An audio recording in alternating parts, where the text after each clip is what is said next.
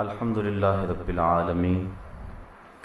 والعاقبۃ للمتقین والصلاة والسلام علی سید الانبیاء والمرسلین قال اللہ تعالی وتبارک فی القرآن المجید والفرقان الحمید بسم اللہ الرحمن الرحیم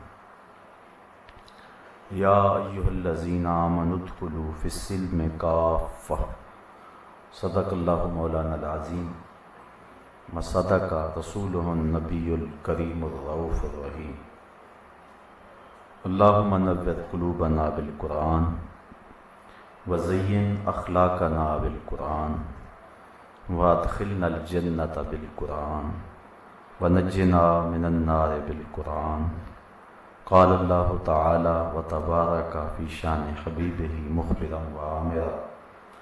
ان اللہ وملائکتہ یصلون علی النبی یا ایھا الذین آمنوا صلوا علیہ وسلموا تسلیما الصلاۃ والسلام علیک یا رسول وعلی آلک واصحابک یا حبیب اللہ الصلاۃ والسلام علیک یا نبی الرحمہ وعلی آلک واصحابک یا رسول الملاحمہ۔ تمام حمد و ثنا، تعریف و توصیف اللہ جل مجدہ الکریم کی ذات بابرکات کے لیے، جو خالق کائنات بھی ہے اور مالک شہنشاہت بھی۔ اللہ جل مجدہ الکریم کی ذات بابرکات کی حمد و ثنا کے بعد حضور نبی اکرم، شفیع امم، رسول محتشم، نبی مکرم، اللہ کے پیارے، امت کے سہارے، رب کے محبوب، دانائے غیوب، مالک رقاب امم، فخر عرب و عجم، والی کون و مکان، سیاہ لا مکان، سید انس و جاں، سرور لالا رخاں، نیر تاباں، سرنشین مہوشاں، ماہ خوباں، شہنشاہ حسینہ، تتمہ دوراں، سر خیل زہرہ جمالاں، جلوہ صبح ازل، نور ذات لم یزل، باعث تکوین عالم، فخر آدم و بنی آدم، نیر بطحا، رازدار ما اوہا، شاہد ما طغا، صاحب علم نشرہ، معصوم آمنہ احمد مجتبیٰ، حضرت محمد مصطفیٰ صلی اللہ علیہ وسلم کے حضور ناز میں اپنی عقیدتوں، ارادتوں اور محبتوں کا خراج پیش کرنے کے بعد واجب الاحترام ذوی الاحتشام برادران اسلام، السلام علیکم ورحمۃ اللہ وبرکاتہ۔ قرآن مجید سے چند کلمات نور آپ کے سامنے تلاوت کرنے کا شرف حاصل ہوا، اور اسی عنوان سے آج کی گفتگو کو ترتیب دینا چاہوں گا۔ غلط رسومات اور ان کے تدارک کے عنوان سے آپ آج کی گفتگو کا سرنامہ آپ پڑھ چکے ہیں۔ اللہ تعالیٰ جل شانہ نے اہل ایمان کو مخاطب ہو کر کے ارشاد فرمایا، اے ایمان والو، اسلام میں پورے پورے داخل ہو جاؤ۔ اسلام میں پورا پورا داخل ہونے کی دعوت ان کو دی جا رہی ہے جو پہلے ہی اہل ایمان ہیں۔ جو لوگ حال سے باہر ہیں، یہاں ان کے لیے تو اعلان کیا جا سکتا ہے کہ جو حال سے باہر ہیں وہ حال کے اندر آ جائیں، لیکن جو حال کے اندر پہلے ہی موجود ہوں، انہیں اگر کہا جائے کہ جو حال کے اندر بیٹھے ہوئے ہیں وہ حال کے اندر آ جائیں، تو یہ حصول حاصل کہلاتا ہے، اور حصول حاصل محال است۔ جو چیز پہلے ہی حاصل ہو اس کے حصول کا مطالبہ بے مقصد ہوتا ہے۔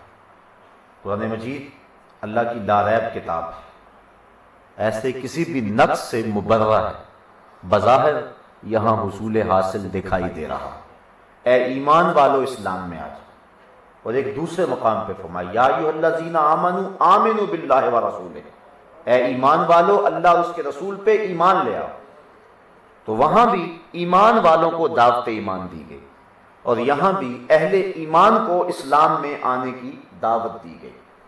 بظاہر حصول حاصل دکھائی دیتا ہے، لیکن امام فخر الدین رازی اور دیگر ائمہ تفسیر نے اس پر گفتگو فرمائی ہے کہ یہ حصول حاصل نہیں ہے۔ کہا ایک تو اس آیت کریمہ کے مخاطبین جو ہیں وہ منافق ہیں، اور منافق مومن کہلاتے تھے، ان کو کہا گیا ہے اے زبان سے کلمہ پڑھنے والو، دل سے محمد عربی کے غلام بن جاؤ۔ دوسری بات جو شان نزول اس آیت کریمہ کا ہے اور جس سے میرے آج کے عنوان کے خد و خال ظاہر ہوں گے، وہ یہ ہے کہ حضور علیہ السلام جب مکے سے ہجرت فرما کر کے مدینہ تشریف لے گئے تو حضور کا جانا معمولی نوعیت کا تو تھا نہیں۔ صحابہ طالع بدر علینا کے گلدستے لیے حضور کا استقبال کر رہے تھے، اور وہ کتنا خوبصورت دن تھا جب بنی نجار کی بچیاں اپنے مکانوں کی چھتوں پہ چڑھ کے حضور کا انتظار کر رہی تھی، اور جو ہی حضور جلوہ فراز ہوئے تو یہ آواز آ رہی تھی طالع البدر علینا من ثنیۃ الوداع وجب الشکر علینا ما دعا للہ داعی۔ مورخ اسلام حفیظ جلندری نے اس کو اپنے لہجے کا حسن دیا تو اس تاریخ کو نظم کے سانچے میں یوں ڈھالا: مسلمان بچے بچیاں مسرور تھے سارے، گلی کوچے خدا کی حمد سے معمور تھے سارے، نبوت کی سواری جس طرف سے ہو کے جاتی تھی، درود و نعت کے نغمات کی آواز آتی تھی، کہیں معصوم ننھی بچیاں تھی دف بجاتی تھی، رسول پاک کی جانب اشارے کر کے گاتی تھی، اور کہتی کیا تھی؟ ہم ہیں بچیاں نجار کے عالی گھرانے کی، خوشی ہے آمنہ کے لال کے تشریف لانے کی۔ عجیب رنگ تھا، عجیب ماحول تھا، ہر کوئی حضور کا منتظر ہے۔ ابن ماجہ شریف میں روایت ہے جب حضور تشریف لائے تو حضور کے چہرے کی چمک سے مدینے کی گلیاں روشن ہو گئیں، اور شارحین لکھتے ہیں کہ یہ فقط مانوی نور نہیں تھا، ایک ہوتا ہے کہ مانوی طور پہ روشنی آنا، جس طرح آپ کہتے ہیں جناب آپ آئے تو محفل میں روشنی آ گئی، اس سے مراد تر و تازگی ہے، روحانیت ہے، فرحت ہے، بشاشت ہے، رونق ہے۔ حضور تشریف لائے تو مدینہ چمک اٹھا، تو اس سے کیا بشاشت روحانیت مراد ہے؟ یہ تو ہے ہی۔ تو شارحین کہتے ہیں کہ لوگوں نے اپنی آنکھوں سے مدینے کی کچی دیواروں کو چمکتے ہوئے دیکھا تھا، اور آقا کریم کے چہرے سے واقعی نور نکلتا تھا۔ اذا سر استنار وجہہ، جب مسکراتے تھے چہرے کی لکیروں سے نور نکلتا تھا۔ اور ام المومنین فرماتی ہیں کہ میں سوئی گما بیٹھی اور حضور کا گھر ہے، دیے میں جلانے کے لیے تیل بھی نہیں ہے، تو میں پریشان بیٹھی تھی کہ حضور جلوہ فراز ہوئے، تو میں نے عرض کی کہ حضور سوئی گم ہو گئی ہے، تو آقا مسکرا دیے۔ اب لفظ سنیے، کہتے ہیں فاتو بینت الابرۃ بشعاع نور وجہہ، تو حضور کے چہرے کی چمک سے میں نے گمی ہوئی سوئی کو تلاش کر لیا۔ تو گمی ہوئی سوئی کو تلاش کرنا یہ نور مانوی سے نہیں، نور حسی سے ممکن ہے۔ تو آقا کریم جب مدینے میں داخل ہوئے تو اتنی روشنی پھیلی، اتنے اجالے ہوئے کہ مدینے کی کچی دیواریں حضور کے چہرے کے انوار سے چمکنے لگیں، روشن ہو گئیں۔ گھر گھر حضور کا تذکرہ، ہر شخص حضور کا منتظر ہے، ہر بندہ عقیدتوں کے پھول لیے کھڑا ہے، اور ہر ایک کی آرزو ہے کہ حضور میرے گھر کے مہمان بنے۔ اب آقا کریم کس کا دل توڑتے ہیں؟ اونٹنی کی مہار اس کی گردن پہ ڈال دی اور کہا خلو سبیلہا ناقتی معمورۃ من اللہ، میری اونٹنی کی راہیں چھوڑ دو، یہ اللہ کے حکم کی پابند ہے، جو خدا کہے گا وہی کرے۔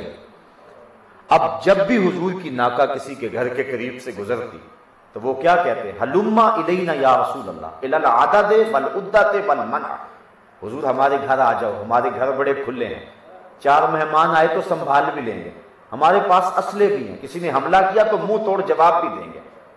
تو وہ عرض کرتا ہے، حضور فرماتے خلو سبیلہا، اس کی راہیں چھوڑ دو۔